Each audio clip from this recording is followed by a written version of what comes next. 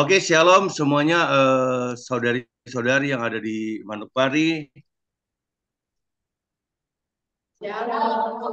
Oke, oh ya, mari kita sama-sama berdoa terlebih dahulu.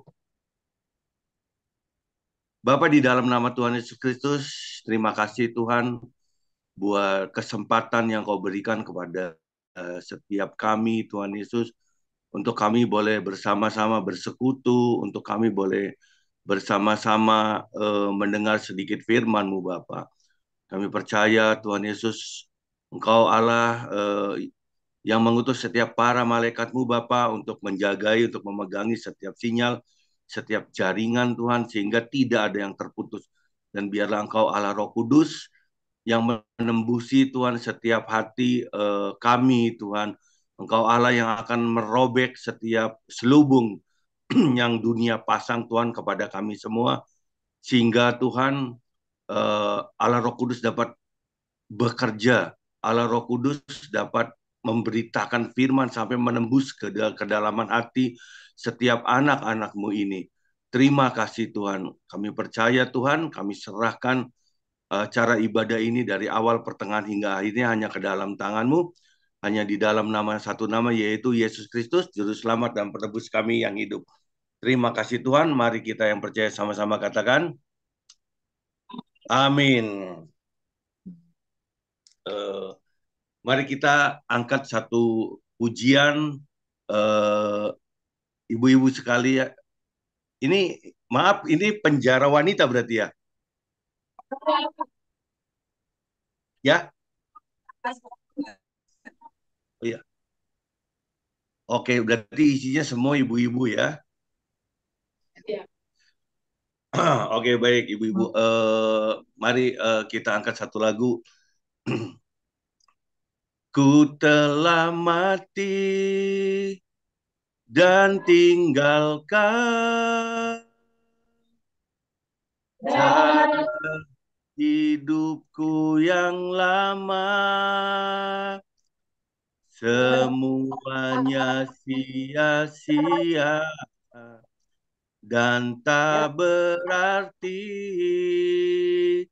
lagi hidup ini. Ku letakkan pada Isbamu ya Tuhan, jadi padaku seperti yang Kau ingini. Kita ulangi dari pertama ya. Bukan dengan emas perak Kau membayar dosaku,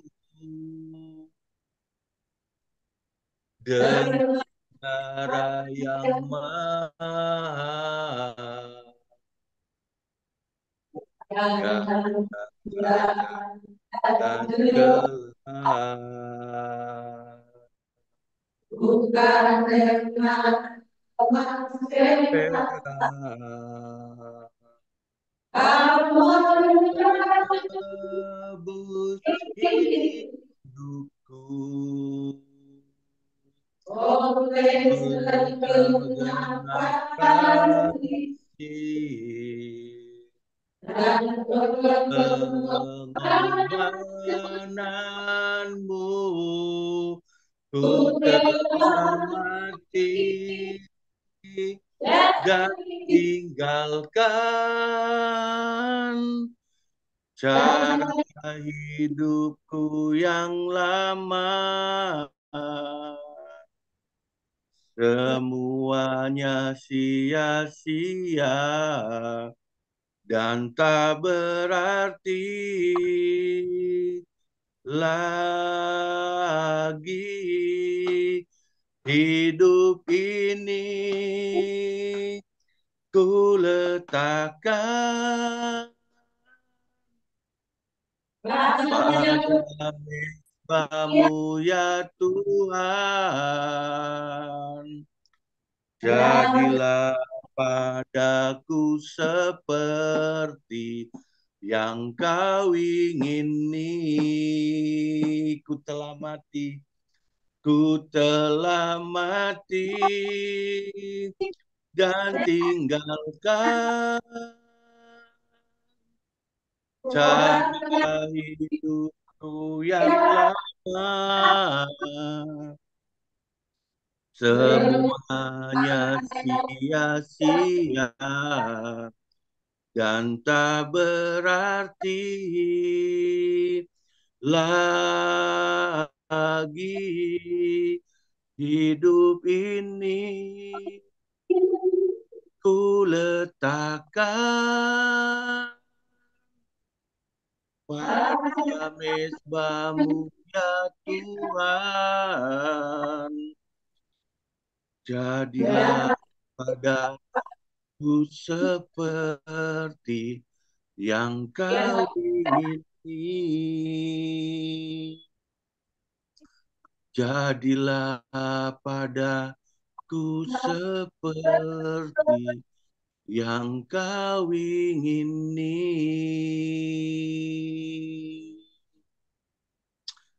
Amin. Ini doa kami Tuhan, anak-anak-Mu Bapa. Kami meletakkan Tuhan setiap hidup kami di atas mezbah-Mu Bapa. Jadikan Tuhan hidup kami seperti yang Kau ingini. Engkau Allah yang memegang kendali Tuhan kehidupan kami Bapa. Ajari setiap kami Bapa untuk benar-benar bersandar. Ajari kami Tuhan untuk kami melekat. Dan ajari setiap kami Bapa untuk kami benar-benar hidup di dalam Engkau. Bapa, pakai hamba-Mu yang bodoh ini Tuhan. Untuk menyampaikan kebenaran firman-Mu Bapa. Berikan urapan-Mu Tuhan. Dan biarlah Tuhan firman ini dapat menjadi pedang Tuhan yang menembusi setiap hati yang mendengar dan hati hamba-Mu Tuhan yang memperkatakannya. Terima kasih Bapa. Ya, di dalam nama Tuhan Yesus Kristus kami sudah berdoa dan mengucap syukur. Mari ibu-ibu yang siap mendengarkan firman ini sama-sama katakan amin. Wow. Shalom semuanya. Selamat pagi kalau di sini masih pagi nih. Terima kasih saya ucapkan kepada pemimpin Lapas Manokwari karena bersedia memperkenankan kami untuk melayani pada hari ini. Ada orang berkata tak kenal maka tak sayang ya. Jadi pada kesempatan ini saya memperkenalkan nama saya ialah Sugianto. Asal saya dari kota Cirebon, salah satu kota kecil yang ada di daerah Jawa Barat. Wah, jauh sekali ya dari tempat ibu-ibu yang ada di sana, yang di bagian timur. Tapi sekarang saya domisili atau tinggal di daerah Tangerang, di pinggiran ibu kota Jakarta. Oh, saya mengucap syukur karena dengan lagu ini ketika itu kalau nggak salah ketika itu di tahun 2002 di mana itu titik balik dari kehidupan seorang Sugianto saat itu ya, di mana kehidupan anak muda saat itu yang nggak jauh ya dari yang namanya mungkin kemabukan, minuman keras, kehidupan malam, bahkan banyak hal yang menjerat saya keterikatan dengan uh, minuman, keterikatan dengan obat-obatan, dan terlebih yang parah itu keterikatan dengan yang namanya perjinahan. Tapi saya bersyukur tangan Tuhan sendiri yang menuntun saya bersyukur artinya Tuhan itu memberikan kesempatan kepada saya untuk bisa berubah. Tuhan benar-benar memilih saya sebagai umat kesayangannya. Jadi yaitu kalau saya bisa berubah, saya percaya setiap manusia itu bisa berubah. Karena saya katakan dalam perubahan itu tetap kita sebagai manusia kita dituntut untuk berjuang untuk benar-benar mempertahankan pertobatan yang kita ambil.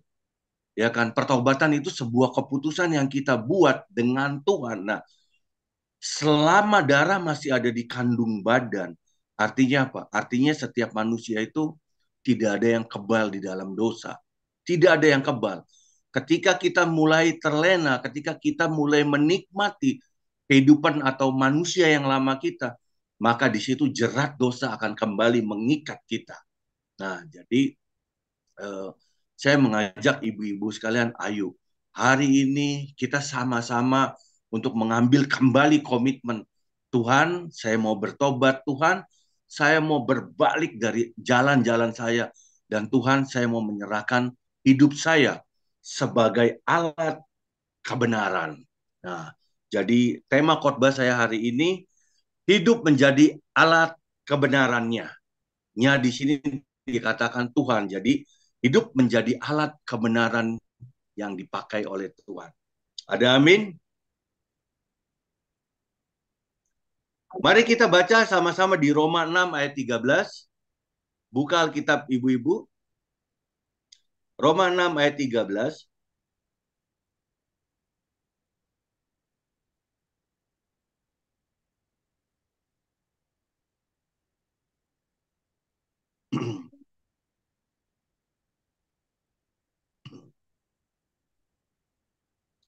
Saya masih tunggu ibu yang mau ngeluarin Alkitab.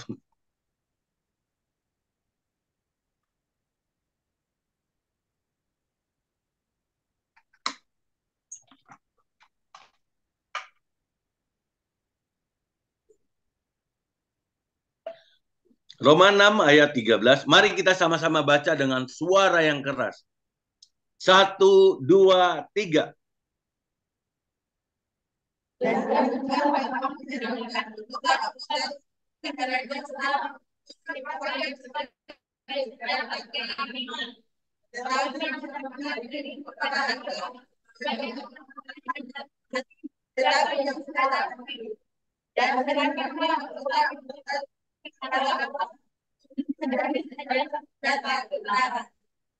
Amin. Saya ulangi. Dan janganlah kamu menyerahkan anggota-anggota tubuhmu kepada dosa yang dipakai sebagai senjata kelaliman, tetapi serahkanlah hidupmu kepada Allah sebagai orang-orang yang dahulu mati, tetapi yang sekarang hidup. Dan serahkanlah anggota-anggota tubuhmu kepada Allah untuk menjadi senjata-senjata kebenaran. Jadi kalau kita lihat di dalam ayat ini, ada istilah yang namanya senjata. Nah, jadi ibu-ibu di sana sama-sama tahu kan, senjata artinya sebuah alat, sebuah alat. Jadi lebih spesifikasi lagi, alat yang biasanya dipakai untuk berkelahi atau untuk berperang. Nah, jadi kita sama-sama tahu ya, alat untuk berkelahi atau untuk berperang kita tahu. Kalau zaman dahulu kita sering lihat yang namanya pedang atau gada atau apapun. Kalau zaman sekarang mungkin ya karena sudah maju jadi pistol atau senjata api. Nah, jadi dalam ayat ini Tuhan itu menjelaskan khususnya di sini Paulus itu menjelaskan ada dua senjata, yaitu senjata kelaliman dan senjata kebenaran, di mana senjata kelaliman itu adalah ketika kita menyerahkan anggota tubuh kita kepada dosa. Nah, kita menjadi senjata kelaliman ketika kita menyerahkan anggota tubuh kita kepada dosa. Jadi artinya kita bersedia menyerahkan loh. Kalau menyerahkan itu artinya itu tidak terpaksa. Artinya itu tanpa ada tekanan. Jadi maunya sendiri, mau kita sendiri menyerahkan hidup kita dipakai oleh iblis. Nah, ini namanya senjata kelaliman. Jadi ketika kita menyerahkan hidup kita kepada iblis untuk berbuat dosa, nah, jadi yang menjadi tuan kita ialah siapa? Kalau kita menyerahkan hidup kita kepada dosa, yang menjadi tuan kita adalah iblis. Betul. Betul, iblis. Nah, jadi kita perlu sadarin. Karena apa? Saya katakan kita perlu sadari hal itu. Karena kebanyakan anak Tuhan itu nggak sadar. Saya tidak membicarakan orang di luar anak Tuhan di sana. Jadi kebanyakan anak Tuhan itu tidak sadar. Kebanyakan anak Tuhan itu terlena dan terbuai dengan apa yang iblis tawarkan. Sehingga apa? Kalau kita baca di Yohanes 10 ayat 10,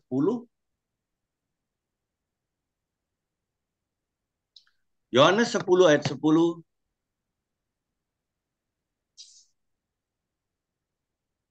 mari kita sama-sama baca. 1, 2, 3.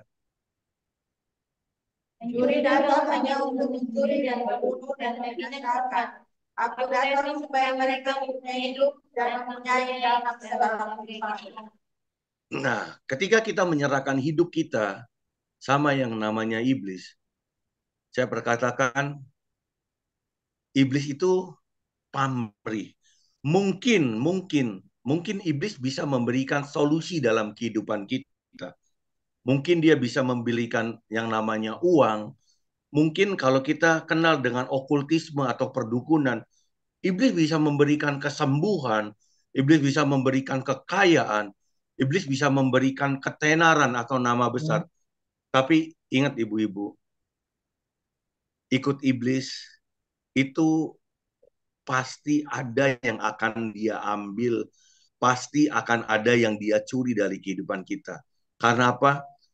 Apa kebahagiaan yang iblis bisa berikan, itu semuanya semu. Semuanya semu. Karena di ayat Yohanes 10 ayat 10 ini, pencuri datang hanya untuk mencuri, membunuh, dan membinasakan. Ingat, iblis adalah pencuri. Dia akan merampok, mencuri masa depan kita. Dia akan merampok, akan mencuri sukacita kita. Terlebih, iblis akan mencuri atau merampok yang namanya damai sejahtera. Jadi, kita bisa sama-sama bayangkan ketika damai sejahtera dan sukacita kita dirampok oleh iblis dengan perbuatan-perbuatan dosa yang kita lakukan, maka kehidupan kita sepertinya sudah nggak enak lagi. Sepertinya kehidupan kita hampa atau sepertinya kehidupan kita tidak memiliki sebuah pengharapan. Nah, itu jadi kita harus sama-sama sadarin. Ya, kenapa saya bilang kita harus sama-sama sadari? Bukan berarti saya yang membawakan firman ini pun saya kebal terhadap dosa. Karena saya katakan dari awal, nggak ada manusia yang kebal terhadap dosa. Nah, senjata yang kedua yaitu senjata kebenaran. Senjata kebenaran itu adalah ketika kita menyerahkan anggota tubuh kita atau hidup kita kepada Allah, kepada satu pribadi yang selalu mengasihi kita, kepada satu pribadi yang benar-benar berkuasa, kepada satu pribadi yang benar-benar sudah selayaknya kita sembah. Jadi, ketika kita menyerahkan hidup kita kepada Allah untuk menjadi alat yang dipakai oleh dia untuk melakukan semua kehendaknya. Nah, artinya apa? Yang menjadi Tuhan kita itu siapa? Yang menjadi Tuhan kita itu adalah Allah. Jadi, kalau senjata kelaliman tadi yang menjadi Tuhan kita adalah iblis, kita melakukan semua apa yang iblis mau, ya ujung-ujungnya dia akan mengambil semua yang kita miliki, bahkan ya yang paling mengerikan adalah yang iblis ambil itu ialah keselamatan kita. Artinya ketika kita memeluk sebuah agama terlebih Kristen, kita percaya ada kehidupan lain setelah kehidupan ini, yaitu kehidupan di surga nanti. Tentunya itu yang namanya keselamatan. Nah, kalau kita ikut iblis, maka keselamatan kita bisa hilang. Nah, kalau kita ikut Tuhan, kita melakukan semua kehendak Tuhan, maka kita akan benar-benar memegang yang namanya keselamatan yang Tuhan berikan di atas kayu salib itu. Jadi, kita harus sama-sama sadar di dalam kehidupan ini. Kita harus sama-sama mengerti. Karena kematian Yesus di atas kayu salib itu benar-benar harus dia lakukan. Harus dia lakukan. Karena apa? Karena tidak ada satupun manusia yang tidak berdosa. Semua berdosa. Dan tidak ada jalan lain, yaitu kematian di atas kayu salib. Ketika darah orang yang tidak berdosa, darah anak domba Allah itu tercurah dan mengalir ke tanah, artinya itu adalah sebuah meterai bahwasanya hutang dosa ibu-ibu, saya, kita semua, bahkan seluruh manusia yang ada di dunia ini, kalau mau percaya dengan kematian Yesus atau percaya dengan Yesus sebagai Tuhan dan Juru Selamat, dosa mereka semua diampuni. Ada amin? Kita boleh baca di 1 Korintus 6 ayat 20.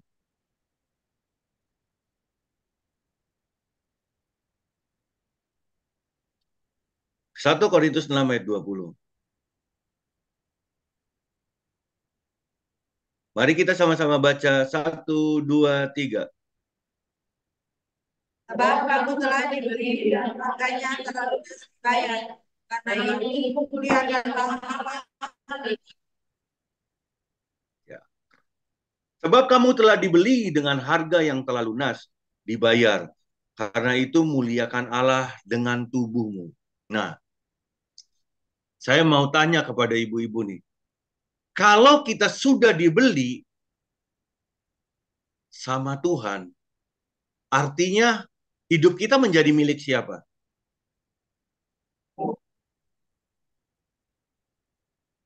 Artinya hidup kita menjadi milik Tuhan.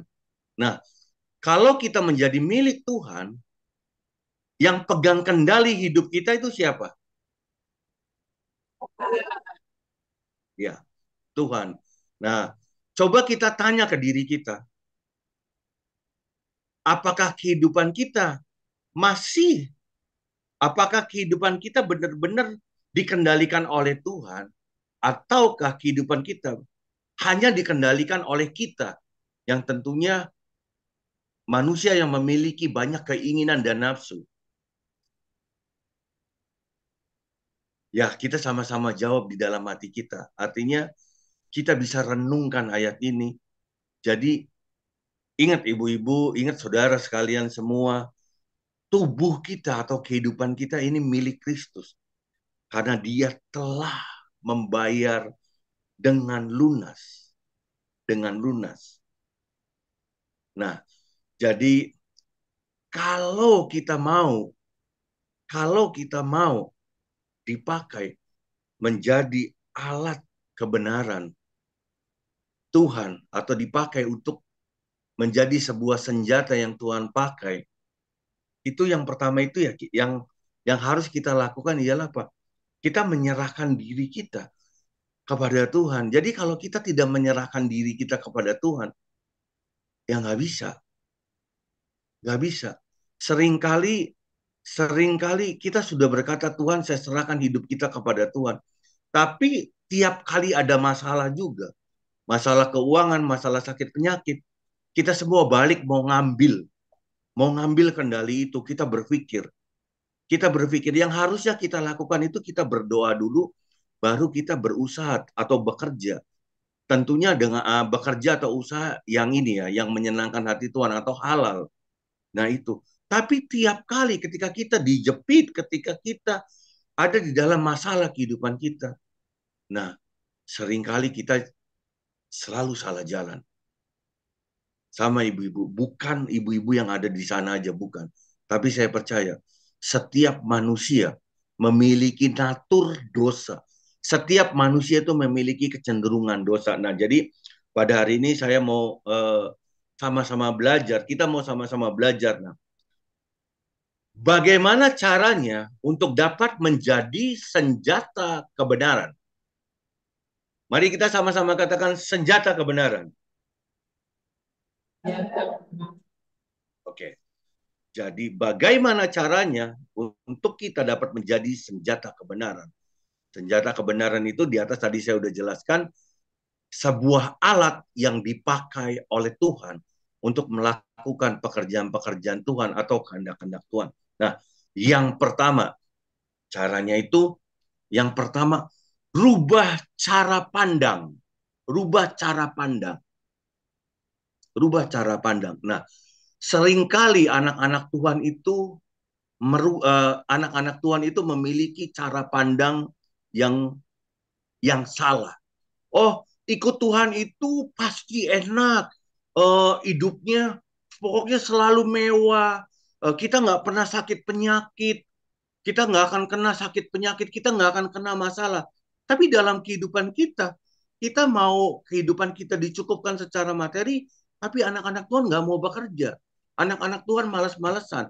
Anak-anak Tuhan malah memilih jalan yang salah. Kalau zaman sekarang mungkin jadi penjual narkoba, atau judi atau apapun, sehingga berbuat yang melanggar hukum sampai pada akhirnya harus berurusan dengan hukum. Nah, anak-anak Tuhan mau hidupnya sehat selalu, tapi di dalam kehidupannya dia tidak menjaga kesehatan dia sendiri dengan mabuk-mabukan, dengan merokok, dengan begadang, dengan apapun, dengan makan yang jorok, jeroan, atau semua yang tidak sehat. Semua makanan yang tidak sehat dia makan, semua kehidupan yang tidak sehat dia jalani. Nah, bagaimana? Bagaimana Tuhan mau memberikan sebuah kehidupan yang sehat atas diri anak-anak Tuhan? Nah, untuk itu anak-anak Tuhan harus merubah cara pandang atau paradigma dalam menjalani kehidupan ini. Saya katakan orang berpikir, landasan orang berpikir paradigma. Nah, ketika landasan berpikir itu landasan bertindak mereka pun akan berubah. Jadi pandangan atau paradigmanya dulu nih harus diberesin tentang Tuhan ini. Karena kalau enggak, ya kita nggak akan pernah bisa keluar dari yang namanya dosa. Bahkan ketika kita sedang menikmati buah daripada dosa kita, yang ada apa? Kita cuma bisa menyalahkan Tuhan. Semuanya salah Tuhan. Semuanya salah Tuhan. Bukan salahku, bukan salah kami, bukan salah beta. Tapi semua salah Tuhan. Atau salah orang itu, atau salah dia. Ya kan? Semuanya salah. Kita sendiri benar. Padahal kita sendiri yang mencuri mungkin. Kita sendiri yang jual narkoba. Kita sendiri yang berjudi. Semua salah Tuhan. Kenapa Tuhan gak bikin saya kaya? Kalau kita nggak kaya aja sama Tuhan, kalau saat ini kita diizinkan tidak kaya dengan Tuhan, kita sudah berjudi. Apalagi kalau kita kaya. Selesai semua hidup kita.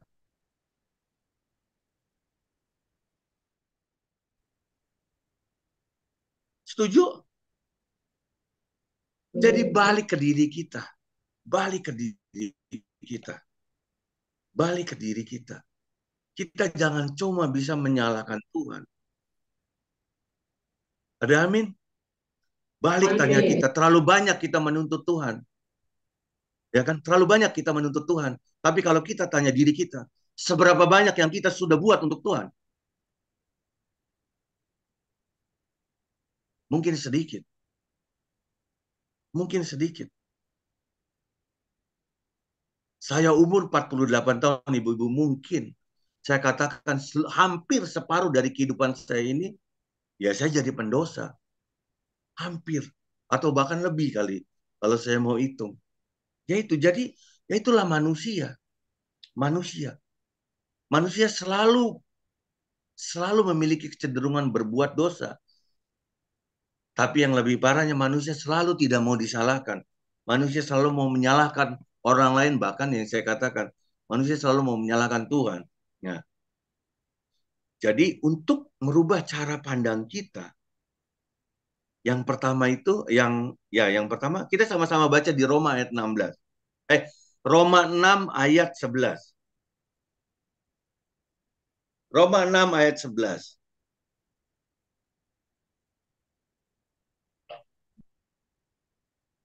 Oke? Sudah ketemu? Mari kita baca sama-sama. 1, 2, 3. Demikianlah artinya kamu menyadari bahwa kamu telah mati bagi dosa, tapi kamu hidup bagi Allah.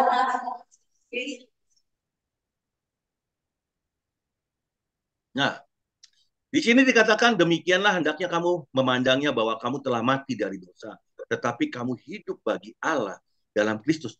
Kenapa kita harus memiliki cara pandang kita ini telah mati bagi dosa?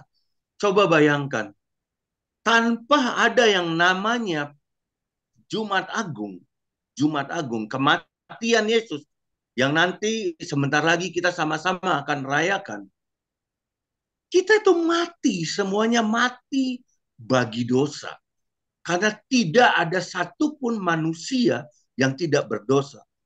Bahkan Rasul Paulus berkata, setiap manusia itu kehilangan kemuliaan Allah. Kemuliaan Allah. Tanpa kemuliaan Allah, kita tidak bisa melihat Allah sendiri. Kalau di Petrus, di 1 Petrus itu di 1 Petrus itu berkata, kuduslah engkau sebab aku kudus. Sekarang saya mau tanya, adakah orang yang kudus di dunia ini? Tidak ada satupun manusia yang kudus. Bahkan kalaupun kita buat satu kebaikan, kalau kita buat kebaikan, itu belum tentu kita tulus. Betul?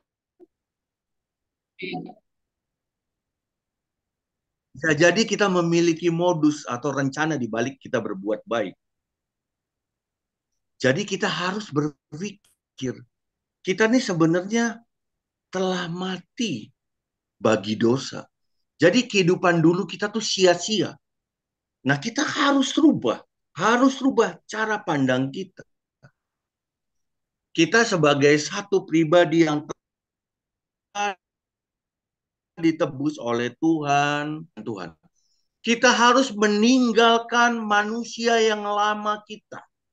Nah, kita baca di Efesus 4 ayat 22 sampai 24. Mari sama-sama kita baca 1, 2, 3.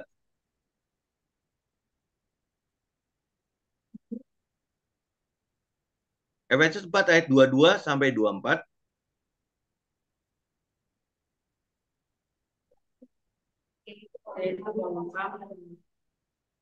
Ya, betul. Yaitu bahwa kamu berhubung dengan kehidupan kamu yang dahulu.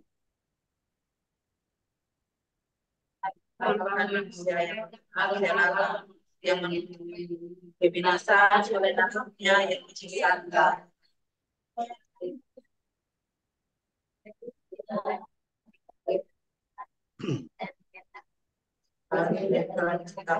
Di dalam kebenaran dan keputusan yang sesungguhnya. Amin. Jadi, yaitu bahwa kamu berhubung dengan kehidupan kamu yang dahulu harus menanggalkan manusia lama yang menemui kebinasaannya oleh nafsunya yang menyesatkan, supaya kamu diperbarui di dalam roh dan pikiranmu, dan mengenakan manusia yang baru yang telah diciptakan menurut kehendak Allah di dalam kebenaran dan kekudusan yang sesungguhnya. Ada amin ya. Nah, jadi kita manusia yang telah mati bagi dosa sudah diselamatkan karena kita percaya Yesus adalah Tuhan dan Juru Selamat. Karena kita percaya kematian Yesus di atas kayu salib, darahnya itu menjadi sebuah meterai sah untuk kita memperoleh keselamatan yang kekal, yang tentunya dari Tuhan. Jadi bagaimana kehidupan kita yang kita sebagai satu pribadi atau pribadi-pribadi yang telah diselamatkan oleh Allah itu. Yaitu apa? Meninggalkan manusia yang lama. Kita harus meninggalkan manusia yang lama. Kita harus mengenakan manusia yang baru. Jadi ketika kita bertobat, artinya apa? Tuhan udah nggak nginget-nginget dosa kita lagi. Tuhan sudah buka jubah dosa kita, jubah yang kotor, jubah yang compang-camping itu. sudah diberikan jubah yang baru. Coba bayangkan, bagi ibu-ibu yang mungkin sudah menikah, coba bayangkan dulu Bu, waktu jadi pengantin kan, ya menggunakan gaun yang bagus, gaun yang putih, gaun yang bersih. Coba bayangkan, kalau gaun itu kena kue atau kena makanan, artinya apa? Kotor lagi. Artinya keindahan dari gaun itu kan akhirnya berkurang. Nah sama kehidupan kita. Ketika kita hidup percaya, ketika kita memilih untuk bertobat, artinya Tuhan setelah berikan yang namanya gaun yang baru, pakaian yang baru, jubah yang baru. Nah, jadi jangan kita kotorin lagi. Kalau kita balik ke kehidupan kita yang lama, sama dengan kita mengotori jubah itu.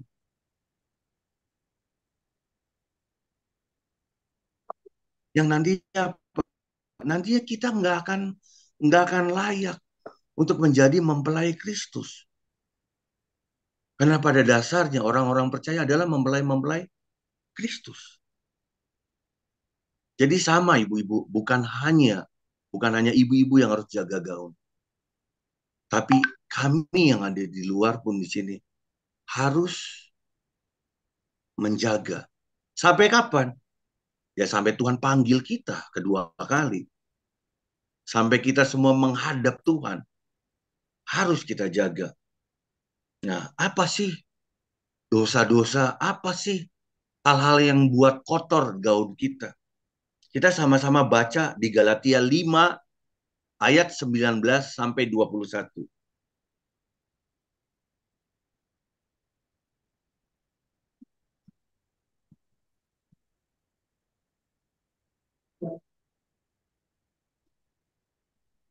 Oke, kalau sudah ketemu Galatia 5 ayat 19 sampai 21, mari kita baca sama-sama. 1, 2, 3.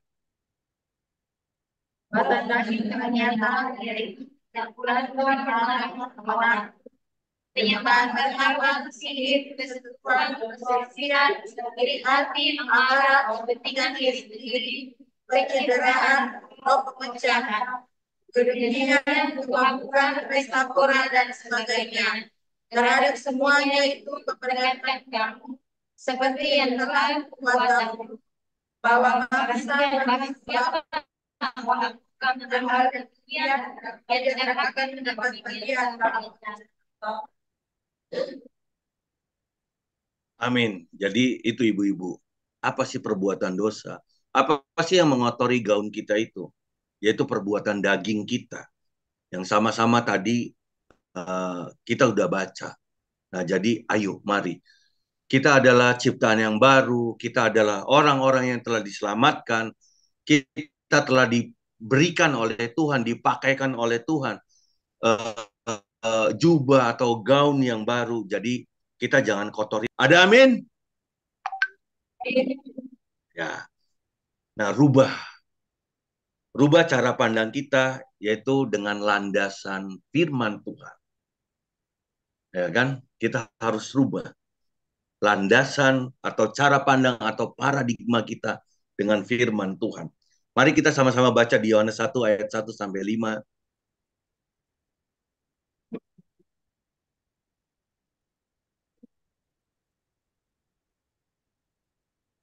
Yohanes 1 ayat 1 sampai 5.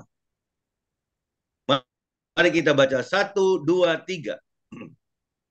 Ada orangnya dengan firman, firman itu sama-sama dengan Allah, dan firman itu adalah Allah. Ia pada mulanya sama-sama dengan Allah, segala sesuatu kejadian dan tanpa dia kenapa yang telah terjadi dari segala yang telah terjadi. Dalam dia hidup dan hidup itu adalah orang manusia. Terang itu bercahaya di dalam kegelapan dan kegelapan itu tidak menguasainya. Nah, amin. Jadi kalau kita mau merubah paradigma kita atau cara pandang kita, tentunya harus berlandaskan dengan firman Tuhan. Karena dikatakan di Yohanes 1 ayat 1 sampai 5 ini, pada mulanya adalah firman, firman itu bersama-sama dengan Allah dan firman itu adalah Ia mulanya bersama-sama dengan Allah, segala sesuatu dijadikan oleh Dia, dan tanpa Dia tidak ada segala sesuatu yang telah jadi dari segala yang telah dijadikan. Di dalam Dia, di dalam Dia ada hidup, dan hidup itu adalah terang manusia. Terang itu bercahaya di dalam kegelapan, dan kegelapan itu tidak menguasainya. Nah, amin ya. Jadi ketika kita mau merubah paradigma kita, cara pandang kita, tentunya kita harus berlandaskan dengan firman.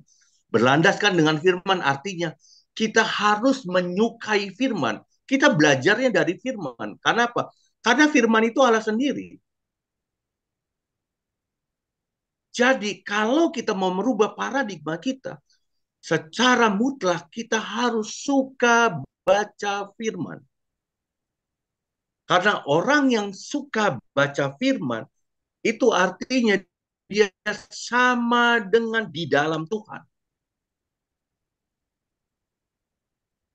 Orang yang di dalamnya Tuhan, hidupnya atau dia akan melakukan hal-hal atau perbuatan-perbuatan terang. Dan orang yang hidup di dalam Tuhan tidak akan dapat dihinggapi oleh yang namanya kegelapan. Jadi kalau kita mau berubah, kalau kita mau merubah pola pikir kita, cara pandang kita harus benar-benar menyukai firman dan harus menghidupi firman. Ada amin?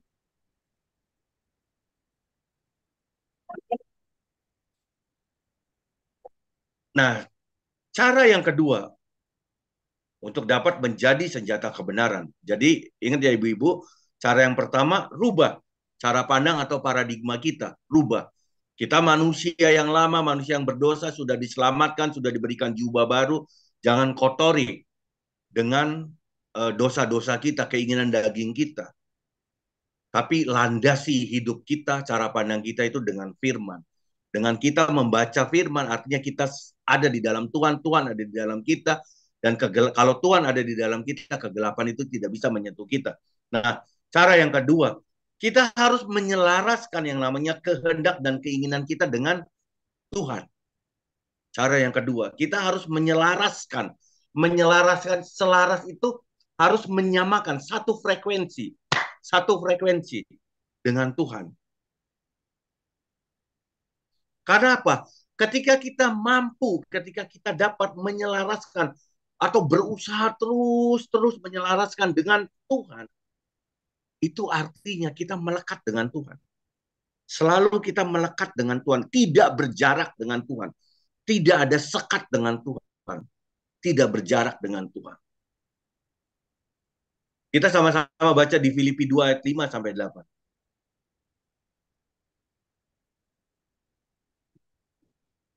Ini Rasul Paulus ini mengajarkan kepada kita di Filipi 2 ayat 5 sampai 8. 1, 2, 3. Yang kami bersama menaruh pikiran dari sekarang yang tetap juga dalam Kristus Yesus.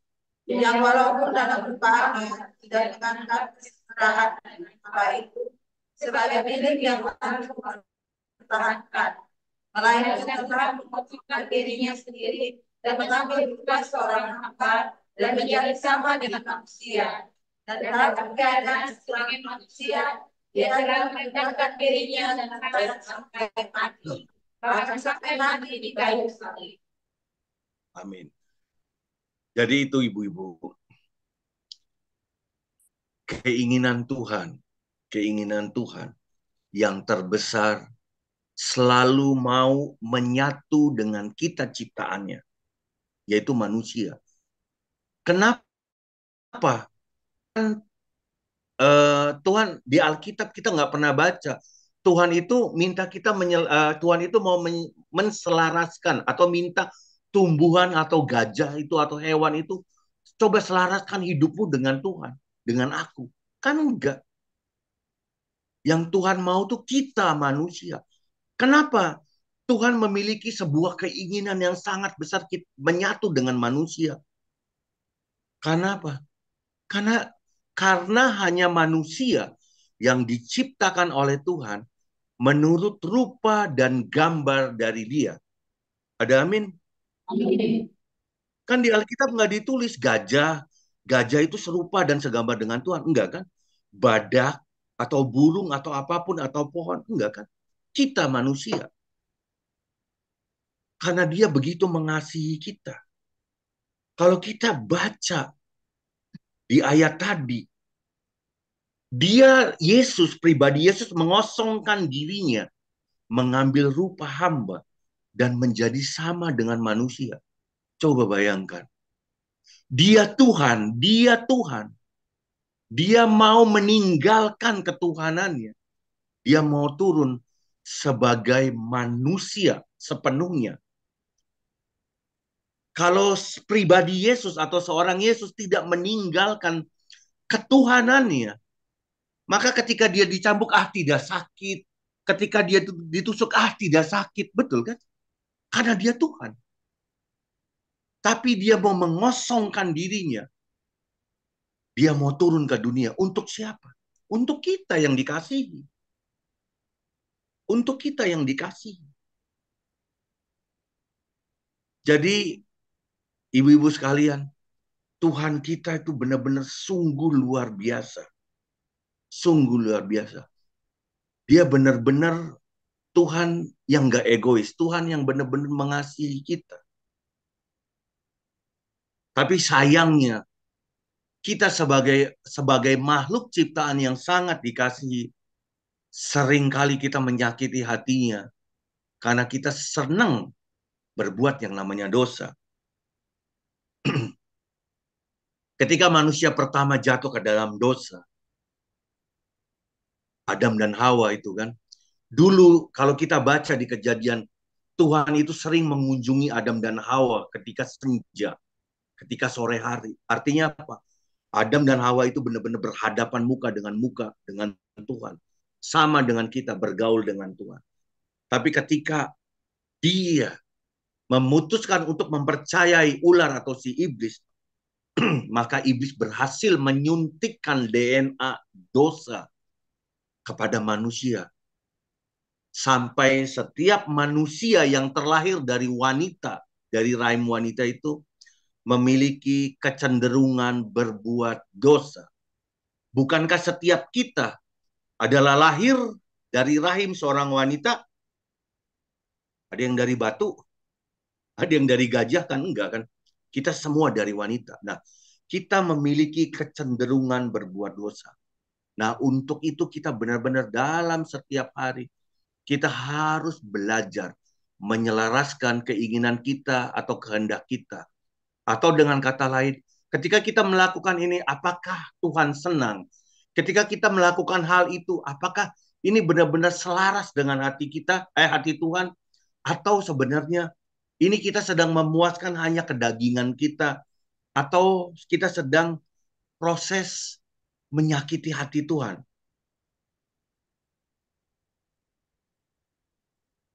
Kalau kita baca sama-sama di 1 Petrus 1 ayat 18 sampai 19, 1 Petrus 1 ayat 18 sampai 19.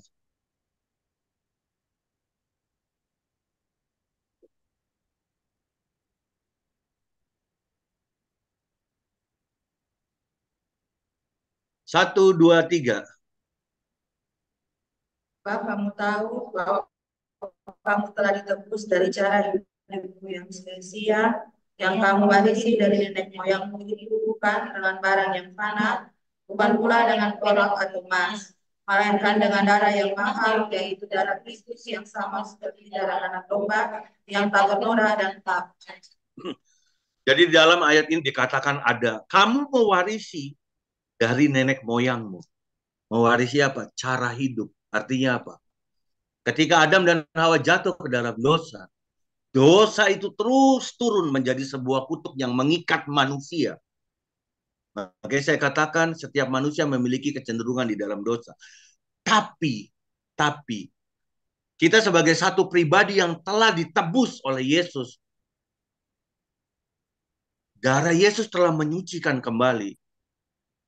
Sudah seharusnya kita benar-benar berjuang dalam hidup kita untuk menghindari yang namanya dosa.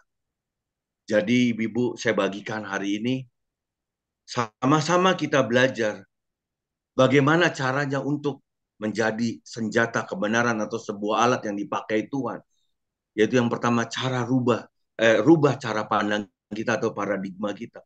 Yang kedua, mari selaraskan kehendak kita dan keinginan kita dengan Tuhan atau firman Tuhan. Ibu-ibu, hidup kita bukan hanya hari ini, besok, atau lusa. Tapi Alkitab berkata, hidup manusia itu 70 tahun.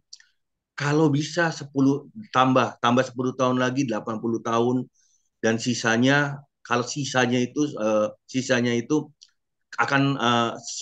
kesusahan. Nah, jadi toh kita kan hidup belum nyampe 70 tahun nih, artinya masih ada puluhan tahun lagi yang akan kita tempuh sampai akhirnya kita game over, sampai akhirnya kita dipanggil Tuhan. Nah, untuk itu keputusan ada di tangan kita. Kita sebagai pribadi yang telah ditebus, sebagai pribadi yang telah diberi jubah atau gaun yang baru, apakah kita hidup mau mengikuti Tuhan? Apakah kita hidup mau kembali kehidupan kita yang lama? Kita selalu mengotori jubah kita dengan dosa, keinginan daging yang itu menyakitkan hati Tuhan. Nah, keputusan itu ada di tangan ibu-ibu, ada di tangan saya, dan ada di tangan-tangan saudara-saudari semua yang ikut Zoom pada hari ini. Tapi perkenankan pada hari ini saya berdoa untuk ibu-ibu yang ada di Manokwari. Jikalau memang ibu-ibu mau mengambil sebuah keputusan untuk berbalik dari jalan-jalan yang salah, atau mau bertobat, atau mau meletakkan hidup ibu-ibu di atas mezbah Tuhan, mari simpan tangan kanan ibu di dada ibu.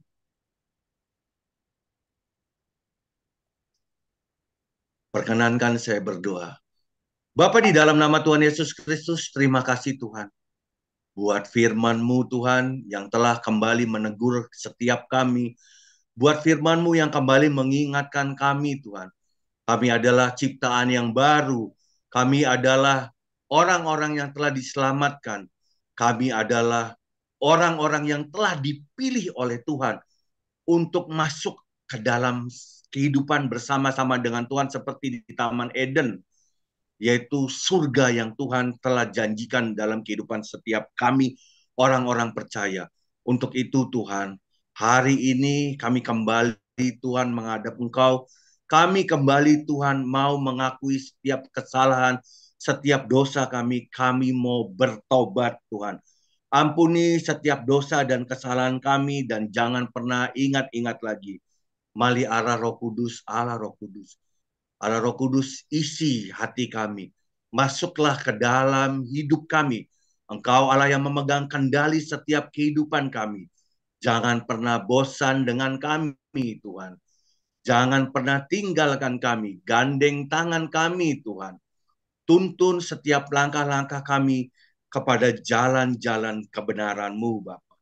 Sampai kami benar-benar layak di hadapan-Mu. Sampai benar-benar Tuhan, kami berhadapan muka dengan Engkau, Tuhan. Jamin kami semua, Tuhan, untuk kami dapat mempertahankan iman kami kuat sampai garis akhir.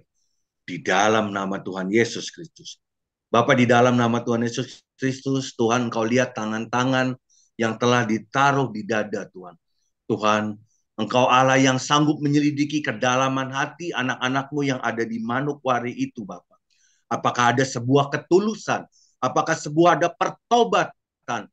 Apakah ada sebuah keinginan untuk benar-benar merubah cara pandangnya, Tuhan, dengan menyelaraskan kehidupannya dengan firman Tuhan? Tuhan, Engkau Allah yang sanggup mengerti, Tuhan. Namun kami percaya, Tuhan, mulai hari ini, Tuhan, Allah Roh Kudus terus bergerak, menembusi, Tuhan, dinding-dinding batu anak-anak-Mu, Bapa. Mungkin ada, Tuhan, dinding kemarahan, Tuhan. Mungkin ada dinding kebencian Tuhan. Mungkin ada dinding kepahitan Bapa. Mulai hari ini Bapa, semuanya Tuhan telah diruntuhkan, telah diterobosi di dalam nama Tuhan Yesus Kristus. Tuhan, hamba-Mu selesai berkata-kata, namun kami percaya Tuhan, Engkau Allah yang tidak terbatas. Engkau Allah yang sanggup Tuhan, terus ada bersama-sama dengan anak-anak-Mu Tuhan, yang ada di Manokwari ini Bapak. Terima kasih Tuhan, terima kasih. Mari jemaat Tuhan, angkat tangan dan terimalah berkat daripada Tuhan. Diberkatilah kehidupanmu, diberkatilah setiap aspek kehidupanmu. Biarlah tangan Bapa sendiri yang menarik dan menggandeng engkau, memeluk engkau untuk masuk ke dalam lingkaran anugerahnya. Dan kiranya cinta kasih dari Tuhan Yesus Kristus itu selalu ada dan nyata di dalam kehidupan kita. Dan kiranya pembelaan serta perkenanan daripada Roh Kudus itu menyertai kehidupan kita semua. Dan Tuhan memberkati kita dengan berkat jasmani, berkat rohani, bahkan berkat materi. Tuhan menyinari kehidupan kita dengan wajahnya, menerangi jalan-jalan setiap kita, dan Tuhan sendiri yang akan memberikan sukacita, damai sejahtera bagi kehidupan kita. Di dalam nama Tuhan Yesus Kristus, semuanya termeterai jadi daging. Mari jemaat Tuhan yang percaya sama-sama katakan, amin.